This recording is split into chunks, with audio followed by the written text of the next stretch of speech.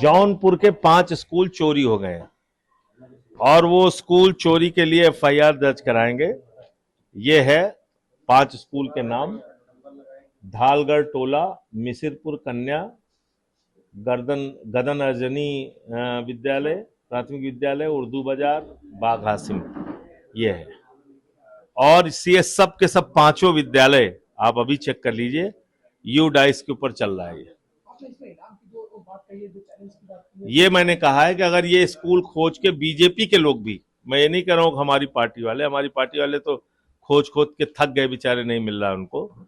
अगर बीजेपी वाले भी खोज के ये स्कूल दिखा देंगे तो उनको 1 लाख रुपए इनाम देंगे हम। एफआईआर इन चोरों के खिलाफ एफआईआर होनी चाहिए भाई। आपने हमारे यूथ विंग के अध्यक्ष पे एफआईआर कर ली, क्या गलती किया पंकज अमाना ने? उसने तो वही हालात दिखाया जो स्कूल के हालात हैं। आपने फिरोज सिद्दीकी पे मुकदमा कर लिया हरदोई में, क्या गलत किया उसने वही किया जो वहां पे स्कूल की हालत थी। तो एफआईआर तो उन पे करनी पड़ेगी जिन्होंने स्कूलों को बिगाड़ रखा है। स्कूलों की हकीकत दिखाने वालों पे कैसे आप एफआईआर कर सकते हैं?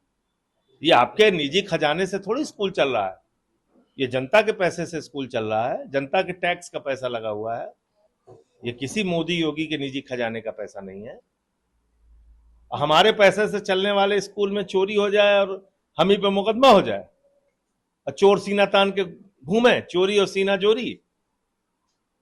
सर अखिलेश यादव कह रहे हैं कि भाजपा जो आरक्षण चोरी कर रही है, जिसको लेकर के पीडीए समाज का जो अधिकार है वो उनका जो था वो नहीं मिल रहा है। नहीं तो ये 100% चोरी कर रहे हैं। आप देखिए, मैं तो बार बार इस बात को कहता हूं, भारतीय जनता पार्टी संविधान और आरक्षण के लिए सबसे बड़ा खतरा है, और भारतीय जनता पार्टी के रहते हुए न इस देश में आरक्षण बचेगा न संविधान बचेगा, इसलिए इनको हटाना जरूरी है।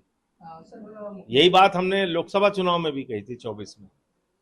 सर मुख्यमंत्री जी कह रहे हैं कि जिस तरीके से पीएम पोषण योजना की रसोइयां है वो माताएं बहनाएं योजना की अधिशक्ति में प्रदेश की 3.54 लाख मिड डे मील रसोइयों के लिए कैशलेस चिकित्सा वितरण किए जा रहे हैं।